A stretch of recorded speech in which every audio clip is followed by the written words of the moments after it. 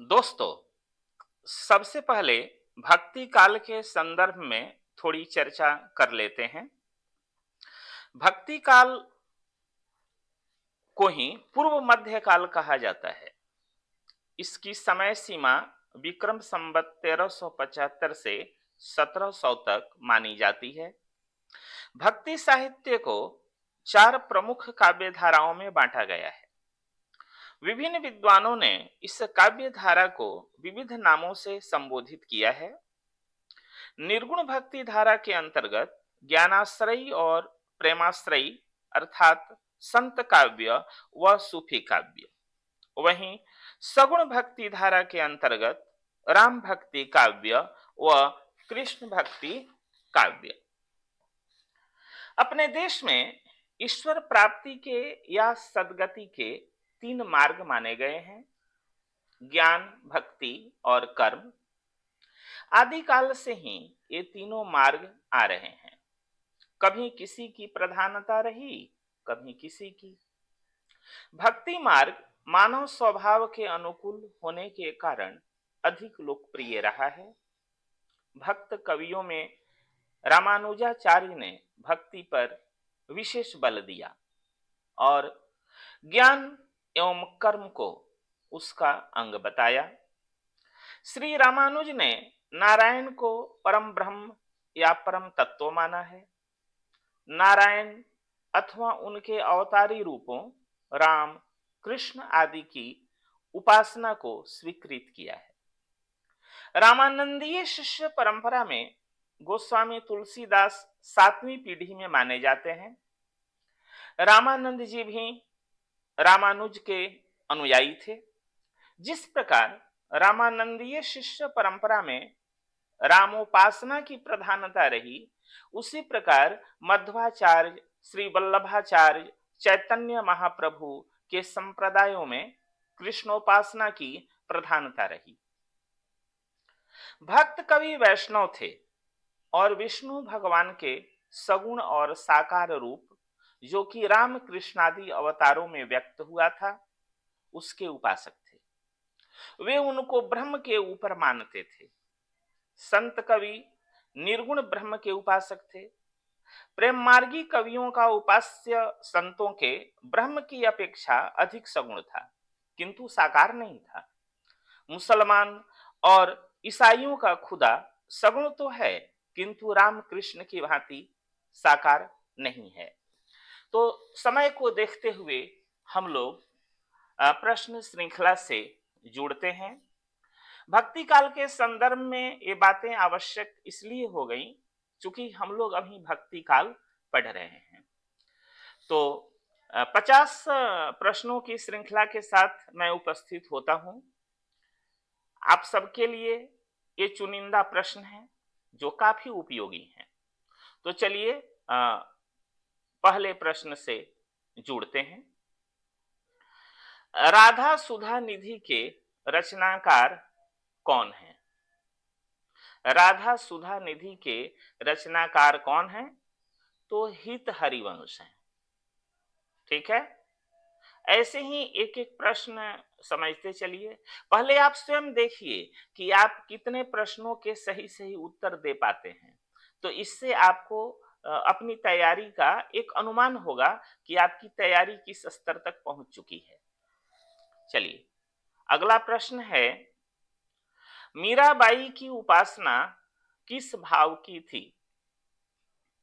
मीराबाई की उपासना किस भाव की थी? तो माधुर्य भाव की थी। अगला प्रश्न देखें, उसी से संबंधित है। नरसी जी का मायरा किसकी रचना है? नरसी जी का मायरा किसकी रचना है? तो मीराबाई की रचना है। अगला प्रश्न देखें, या लकुटी यरुका मरिया पर राज तिहू पुरको तजिडारो किसकी पंक्ति है? इस तरह के प्रश्न आते हैं कि प्रस्तुत पंक्ति किसकी है, यह कथन किसका है। तो या लकुटी यरुका मरिया पर राज तिहू पुरको तजिडारो किसकी पंक्ति है? तो रसखान की पंक्ति है। रसखान भी प्रसिद्ध कृष्ण भक्त कवि थे। अगला प्रश्न देखें। 13 लाख संडीले आए, सब साधुन मिली गटके, सूरदास मदन मोहन आधी रात ही सटके। पंक्ति देखिए, 13 लाख संडीले आए, सब साधुन मिली गटके, सूरदास मदन मोहन आधी रात ही सटके। किसकी पंक्ति है? यह पंक्ति है सूरदास मदन मोहन की, है ना। अगला प्रश्न देखिए। मनरे परसी हरि के चरण, सुभग शीतल कमल कोमल त्रिविध ज्वाला हरण। किसकी पंक्ति है? मनरे परसी हरि के चरण, सुभग शीतल कमल कोमल त्रिविध ज्वाला हरण। किसकी पंक्ति है? यह पंक्ति भी मीराबाई की है। अगला प्रश्न देखिए। दानलीला किसकी रचना है? दानलीला किसकी रचना है? तो यह नंददास की रचना है ना। भंवर गीत नंददास जी की ही प्रसिद्ध रचना है। चलिए अगला प्रश्न देखते हैं। पुष्टि मार्ग का जहाज किसे कहा जाता है? पुष्टि मार्ग का जहाज किसे कहा जाता है? तो सूरदास को कहा जाता है। प्रसिद्ध कृष्ण भक्त कवि सूरदास। वात्सल्य रस में इनकी सानी नहीं है। अगला प्रश्न देखिए। भक्ति रसामृत सिंधु काव्य किसकी रचना है? भक्ति रसामृत सिंधु काव्य किसकी रचना है? तो यह रचना है रूप गोस्वामी की। आगे देखें। आख्यान काव्य में मसनवी शैली के प्रयोक्ता कवि कौन है? आख्यान काव्य में मसनवी शैली के प्रयोक्ता कवि कौन है? तो जायसी हैं, मलिक मोहम्मद जायसी। पद्मावत जिनका प्रसिद्ध है सूफी ग्रंथ है। अब प्रथम वक्रोक्ति महाकाव्य की चर्चा अगर होती है तो उसमें पद्मावत का ही नाम लिया जाता है। पद्मावत, अखरावत, आखिरी कलाम, ये सभी प्रसिद्ध रचनाएं जायसी की हैं। अवधी भाषा के बहुत बड़े विद्वान थे जायसी। अगला प्रश्न देखिए। शोभित कर नवनीत लिए, घटुरु चलत रेणु तन मंडित मुख दधि लेप किए। किसकी पंक्ति है? देखिए, शोभित कर नवनीत लिए माने श्री कृष्ण के हाथ, कर माने हाथ, नवनीत को लिए हुए माने माखन को लिए हुए अत्यंत सुशोभित हो रहे हैं। शोभित कर नवनीत लिए, घटुरूनी चलत माने घुटनों के बल चल रहे हैं। रेणु तन मंडित, उनका शरीर धूल धूसरित है। मुख दधि लेप किए, अपने मुख में दधि का लेप किए हुए। तो यह किसकी पंक्ति है? यह सूरदास की पंक्ति है। कृष्ण की बाल लीला का वर्णन सूर ने बड़े ही मनोरम ढंग से किया है। अपनी बंद आंखों से सूरदास ने कृष्ण की जो बाल लीला देखी है, खुली आंखों वाला वैसा नहीं देख सकता है और उसका चित्रण भी नहीं कर सकता है। सूरदास के समान भक्त और ज्ञानी कहां कोई हुआ। आगे देखते हैं। भक्ति काल को ईसाई धर्म की देन किसने कहा? भक्ति काल को ईसाई धर्म की देन किसने कहा? तो ग्रियर्सन ने कहा। सर जॉर्ज ग्रियर्सन, जिन्होंने हिंदी साहित्य का इतिहास लिखा, the modern vernacular literature of Hindustan. अब प्रथम मान सर्वप्रथम काल विभाजन का प्रयास किसने किया? तो ग्रियर्सन ने किया। और यहां प्रश्न दूसरा बना है कि भक्ति काल को ईसाई धर्म की देन किसने कहा? ग्रियर्सन ने कहा। अगला प्रश्न देखें। भक्ति काल को इस्लामी प्रभाव किसने कहा? भक्ति काल को इस्लामी प्रभाव किसने कहा? तो रामचंद्र शुक्ल ने कहा। इन्होंने हिंदी साहित्य का इतिहास लिखा, आचार्य रामचंद्र शुक्ल ने। प्रथम रचना चिंतामणि, जो 2 भागों में प्रकाशित है। अभी चिंतामणि यूपीएससी के पाठ्यक्रम में है। चलिए, तो भक्ति काल को इस्लामी प्रभाव किसने कहा? आचार्य रामचंद्र शुक्ल। हिंदी साहित्याकाश के इतिहास में समझिए कि सबसे बड़े विद्वान, सबसे बड़े आलोचक आचार्य रामचंद्र शुक्ल। भक्ति काल को बौद्ध धर्म की देन किसने माना? भक्ति काल को बौद्ध धर्म की देन किसने माना जी? तो हजारी प्रसाद द्विवेदी ने। पंडित हजारी प्रसाद द्विवेदी, डॉक्टर हजारी प्रसाद द्विवेदी, आचार्य हजारी प्रसाद द्विवेदी, आप जिस रूप से इन्हें याद कर लें, जैसे याद कर लें। संपूर्ण हिंदी साहित्याकाश के इतिहास में रामचंद्र शुक्ल के बाद अगर किसी विद्वान की चर्चा होती है तो वे डॉक्टर हजारी प्रसाद द्विवेदी हैं। प्रायः रामचंद्र शुक्ल के विचारों से ये सहमत नहीं रहे हैं। देखिए, रामचंद्र शुक्ल भक्ति काल को इस्लामी प्रभाव मानते हैं, तो हजारी प्रसाद द्विवेदी कहते हैं कि नहीं, इनका कथन तो सही नहीं है, यह जो है बौद्ध धर्म की देन है। तो भक्ति काल को बौद्ध धर्म की देन किसने माना? हजारी प्रसाद द्विवेदी ने। अगला प्रश्न देखिए, ब्रज कोकिल किसे कहा जाता है? तो ब्रज कोकिल किसे कहा जाता है? सत्यनारायण कवि रत्न को। जैसे मैथिल कोकिल किसे कहते हैं? विद्यापति को। वैसे ही ब्रज कोकिल किसे कहा जाता है? सत्यनारायण कवि रत्न को। अगला प्रश्न देखिए, सेनापति को किसने भक्ति काल का कवि माना? सेनापति को किसने भक्ति काल का कवि माना? तो रामचंद्र शुक्ल ने। चूंकि रामचंद्र शुक्ल का जो हिंदी साहित्य का इतिहास है वही प्रामाणिक है। हजारी प्रसाद द्विवेदी ने हिंदी साहित्य की भूमिका लिखी, हिंदी साहित्य का उद्भव और विकास लिखा। बहुत सारे विद्वानों ने हिंदी साहित्य के इतिहास से संबद्ध अपनी रचनाएं की हैं, लेकिन सबसे प्रामाणिक अगर कोई हिंदी साहित्य का इतिहास है तो रामचंद्र शुक्ल का ही है। उसी को आधार मानकर विद्वान अपना कुछ वक्तव्य देते हैं, कुछ लिखते हैं। आगे देखा जाए, विद्यापति को आदिकाल का कवि किसने माना? तो विद्यापति को आदिकाल का कवि किसने माना? तो आचार्य रामचंद्र शुक्ल ने माना। उनकी रचनाओं के आधार पर माना, है ना। कीर्ति लता, कीर्ति पताका, इसको आधार के रूप में लिया इन्होंने, है ना। चलिए, अवधी भाषा की सबसे पुरानी रचना कौन सी है? देखिए, रामचरितमानस अवधी भाषा में है। मलिक मोहम्मद जायसी की जो पद्मावत है वह अवधी भाषा में है। लेकिन यह प्रश्न है कि अवधी भाषा की सबसे पुरानी रचना कौन सी है? तो वह रचना है सत्यवती कथा, सबसे पुरानी रचना है। भारतीय जनता के प्रतिनिधि कवि माने जाते हैं कौन? भारतीय जनता के प्रतिनिधि कवि कौन माने जाते हैं?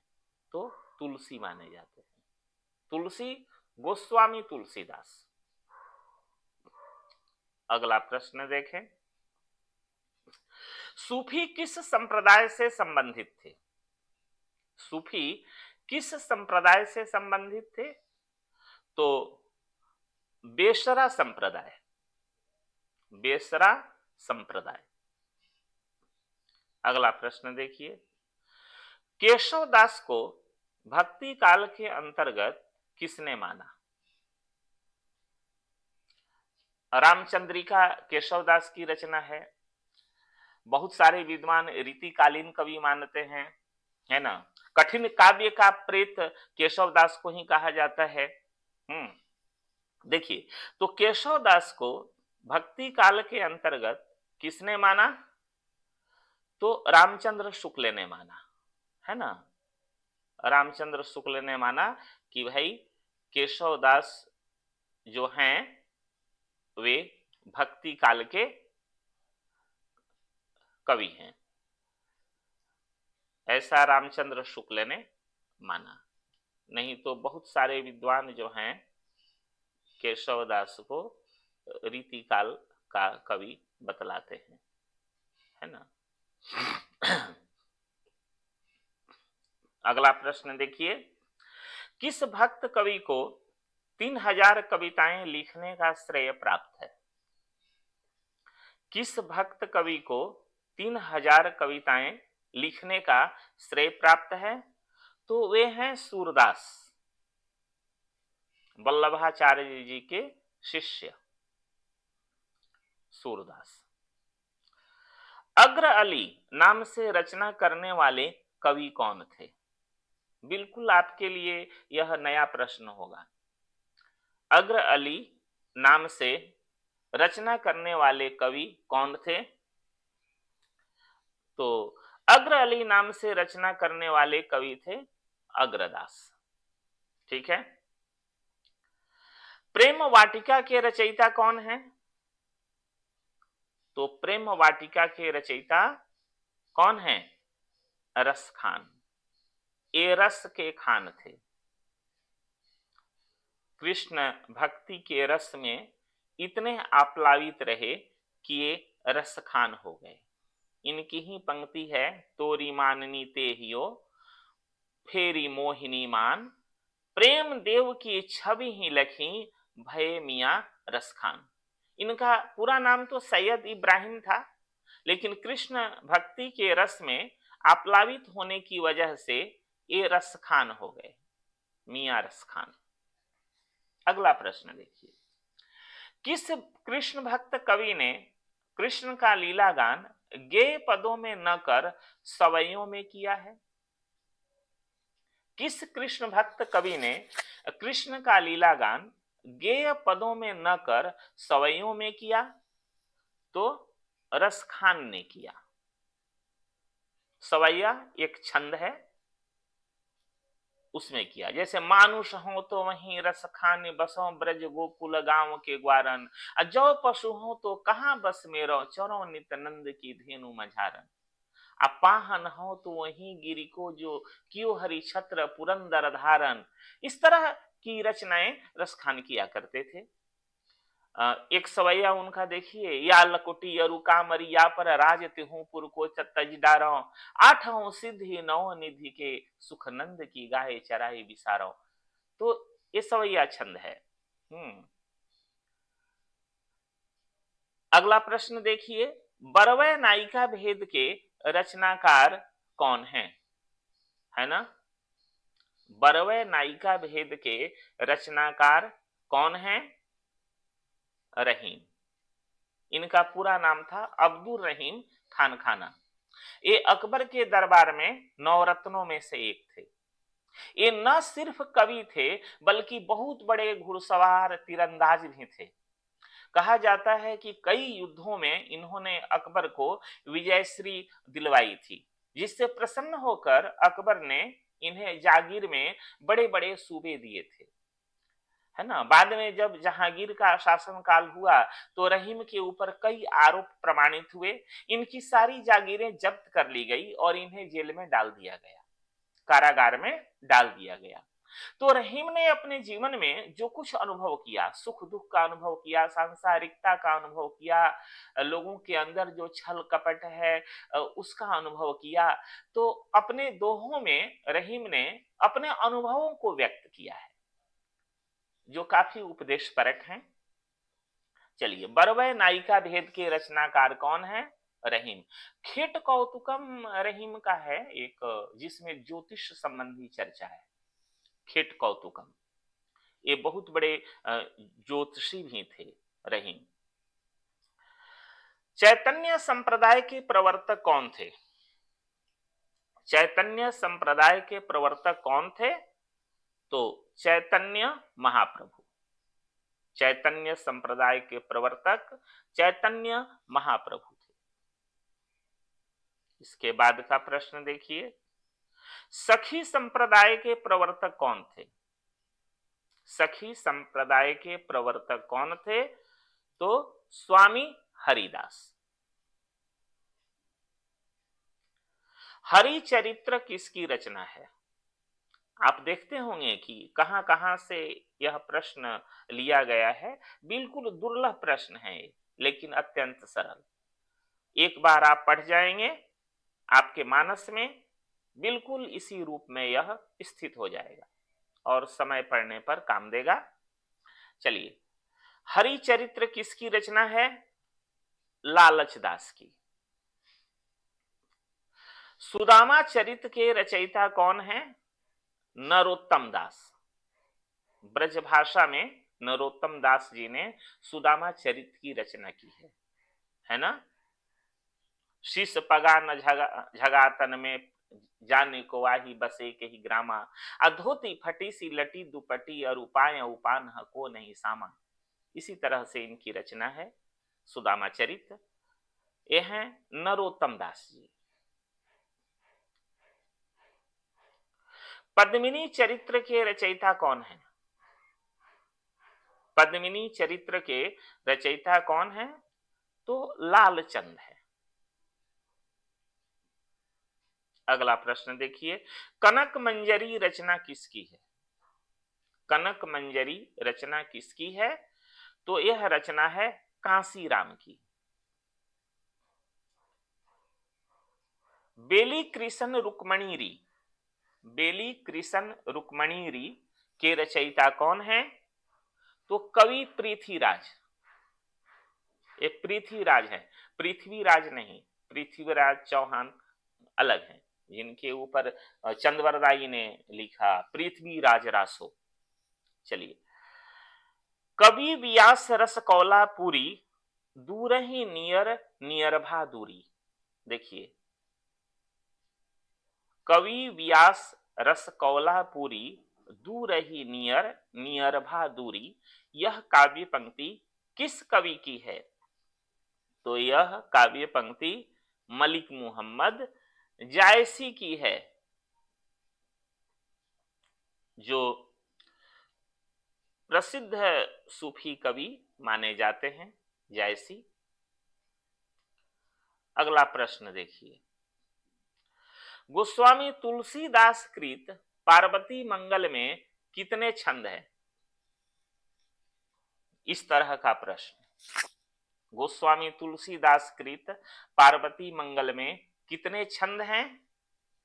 तो 164 छंद हैं पार्वती मंगल में।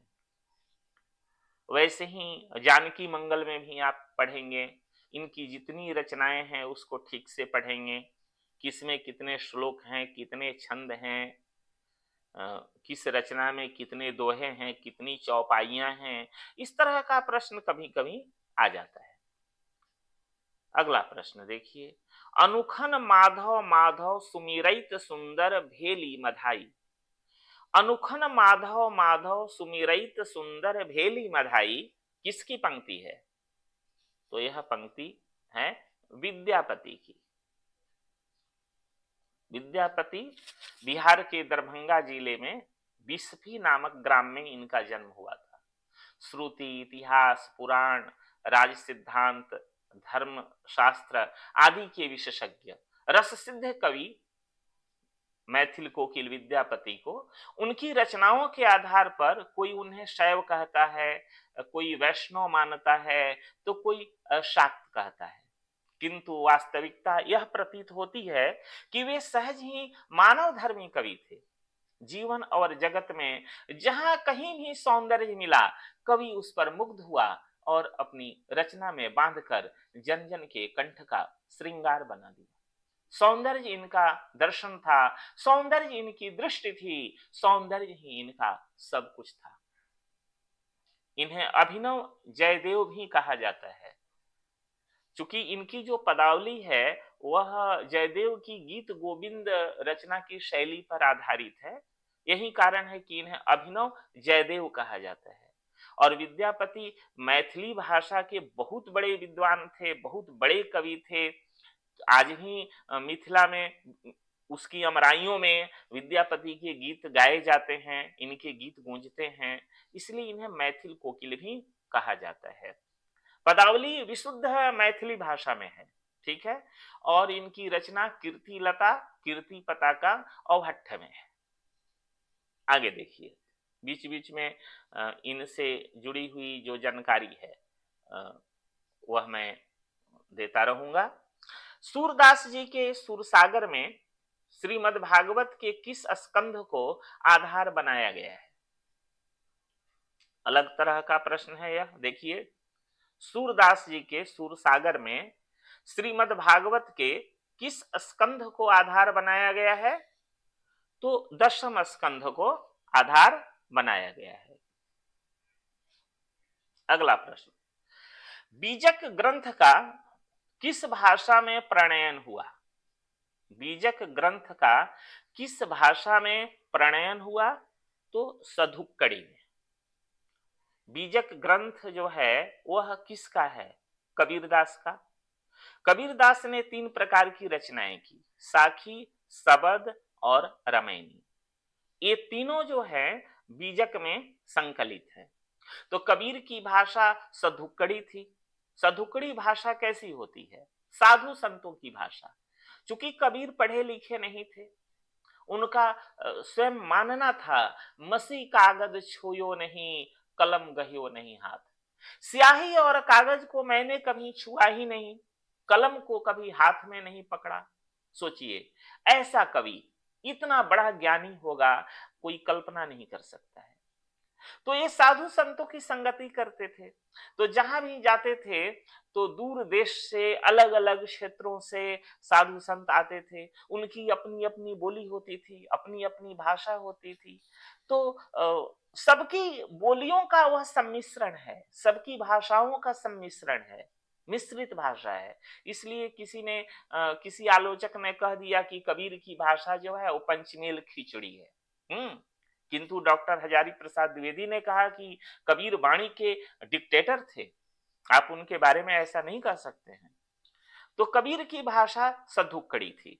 तो बीजक ग्रंथ का किस भाषा में प्रणयन हुआ? तो सधुक्कड़ी में। अगला प्रश्न देखिए, विनय पत्रिका में कितने पद हैं? तो विनय पत्रिका में कितने पद हैं? 300। देखिए, विनय पत्रिका में 300 पद हैं। देखता हूं, कहीं से कहीं चला गया, यहां मैं सही कर देता हूं, देखा जाए। तो विनय पत्रिका में कितने पद हैं? 300। यह गोस्वामी तुलसीदास जी की ही रचना है, विनय पत्रिका, जो ब्रज भाषा में है। ऐसे वे अवधि के कवि थे, अवधि भाषा में उन्होंने ज्यादातर रचनाएं की हैं, लेकिन तुलसीदास को अवधि और ब्रज दोनों भाषाओं पर समान अधिकार प्राप्त था। अब सूरदास को लीजिए, तो सूरदास केवल ब्रज भाषा में लिखते थे। कबीरदास की भाषा सधुकड़ी रही। खैर, उन्होंने अपने से कुछ नहीं लिखा, वे जो कुछ कहते थे उनके शिष्य धर्मदास जी ने उसका संकलन किया, अलग बात है। लेकिन तुलसी की बात करते हैं तो भाषा के संबंध में यह जान लीजिए कि ये ब्रज भाषा और अवधि दोनों में लिखा करते थे। अगला प्रश्न देखिए, तुलसीदास जी को मुगल काल का सबसे महान व्यक्ति किसने कहा? यह प्रश्न देखिए कितना महत्वपूर्ण है। तुलसीदास जी को मुगल काल का सबसे महान व्यक्ति किसने कहा? तो स्मिथ ने कहा। इसके बाद का प्रश्न, तुलसीदास जी ने कलयुग का वर्णन रामचरितमानस के किस कांड में किया है? तुलसीदास जी ने कलयुग का वर्णन रामचरितमानस के किस कांड में किया है? तो उत्तर कांड में किया है। यह रामचरितमानस का अंतिम कांड है। रामचरितमानस की टीका किसने लिखी? यह बहुत महत्वपूर्ण प्रश्न है। देखिए, रामचरितमानस की टीका किसने लिखी? तो रामचरितमानस की रचना गोस्वामी तुलसीदास जी ने अवधी भाषा में की, और इस पर टीका किसने लिखी? तो महेंद्र रामचरण ने इस पर टीका लिखी। ठीक है, महेंद्र रामचरण। अगला प्रश्न देखिए, तत्सुखी संप्रदाय के प्रवर्तक कौन है? तत्सुखी संप्रदाय के प्रवर्तक कौन है? तो रामचरण दास। तत्सुखी संप्रदाय के प्रवर्तक रामचरण दास। सनकादि संप्रदाय के प्रवर्तक कौन है? सनकादि संप्रदाय के प्रवर्तक कौन है? निम्बार्क है। ठीक है, सनकादि संप्रदाय के प्रवर्तक निम्बार्क। देखा जाए, सनकादि संप्रदाय के प्रवर्तक निम्बार्क है। अगला प्रश्न देखिए, विशिष्टाद्वैतवाद किस आचार्य का है? इस तरह के प्रश्न आते हैं कि द्वैतवाद किसका है, विशिष्टाद्वैतवाद किसका है, शुद्धाद्वैतवाद किसका है, अद्वैतवाद किस आचार्य का है। तो ये सब जो वाद है ना, इसे आप ठीक से याद कर लेंगे। तो विशिष्टाद्वैतवाद किसका है? यह रामानुज का है। रामानुजाचार्य। ज्ञान बोध किसकी रचना है? तो ज्ञान बोध जो है किसकी रचना है? यह मलुकदास की रचना है। इनकी प्रसिद्ध पंक्ति बहुत प्रचलित है कि अजगर करे न चाकरी, पंछी करे न काम, दास मलुका कह गए सबके दाता राम। मतलब क्या है कि ईश्वर की कृपा जहां होगी वहां किसी प्रकार का कोई कष्ट नहीं होगा, सारी चीजें सुलभ होंगी। तो दास मलुका कौन है? यही मलुक दास जी हैं। तो ज्ञान बोध इनकी रचना है, मलुक दास जी की।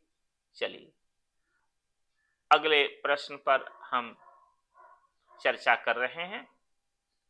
जपू जी के रचयिता कौन है? जपू जी के रचयिता कौन है? तो जपू जी के रचयिता हैं नानक। ठीक है, उसके बाद का जो प्रश्न है, धर्मदास का जन्म स्थान कहां है? धर्मदास बांधो के वासी, ऐसी पंक्ति है। चूंकि ये कबीरदास के शिष्य थे, ये बहुत प्रसिद्ध संत थे भाई। धर्मदास का जन्म स्थान कहां है? तो धर्मदास का जन्म स्थान है बांधवगढ़। धर्मदास बांधो के वासी। अगला प्रश्न देखिए, हम लोग अब करीब हैं, समापन के करीब हैं। मलुकदास का जन्म स्थान कहां है? तो मलुकदास का जन्म स्थान कहां है जी? तो कड़ा में है। कड़ा एक जगह है। अगला प्रश्न देखिए, जो नर दुख में दुख नहीं माने के रचयिता कौन है? जो नर दुख में दुख नहीं माने के रचयिता कौन है? तो इसके रचयिता हैं रैदास। इनको रविदास भी कहा जाता है। कबीर की भांति ये भी रामानंद के शिष्य थे। समझिए कि कबीर और रैदास गुरु भाई थे। मीराबाई के गुरु भी थे रैदास। सबसे आश्चर्य की बात जानते हैं दोस्तों, इनके गुरु रामानंद वैष्णव थे और उनके शिष्यों को देखिए, कबीर और रैदास दोनों निर्गुणोपासक हो गए। ठीक है, तो इस प्रकार 50 प्रश्न आपके पूरे हुए। यह अंतिम प्रश्न जो है इसका उत्तर मैं नहीं दे रहा हूं, आप स्वयं सर्च करेंगे, ढूंढेंगे और कमेंट बॉक्स में इसका उत्तर आप लिखेंगे। मुझे पता चलेगा कि आप जिज्ञासु हैं, प्रश्नों के उत्तर जानना चाहते हैं कि किस प्रश्न में क्या है। समझिए कि जो भी अभ्यर्थी यूजीसी नेट, जेआरएफ, बीपीएससी, टीआर4, यूपीपीएससी, केवीएस, अध्यापक भर्ती परीक्षा की तैयारी हिंदी विषय लेकर कर रहे हैं, तो उन सबके लिए यह जो प्रश्न श्रृंखला है वह काफी उपयोगी है। तो समझिए कि आज की कक्षा में भक्ति काल के चुनिंदा महत्वपूर्ण प्रश्नों से आप अवगत हुए। इसी तरह के प्रश्नों को लेकर मैं आपसे फिर मिलूंगा। अ, तब तब तक के लिए शुभ विदा। फिर हम लोग मिलेंगे, प्रश्नों की चर्चा करेंगे और आप जो हैं ठीक से अपनी तैयारी करते रहें। आप सबकी सफलता के लिए मैं हृदय से शुभकामनाएं देता हूं। असीम शुभकामनाएं। बहुत बहुत धन्यवाद।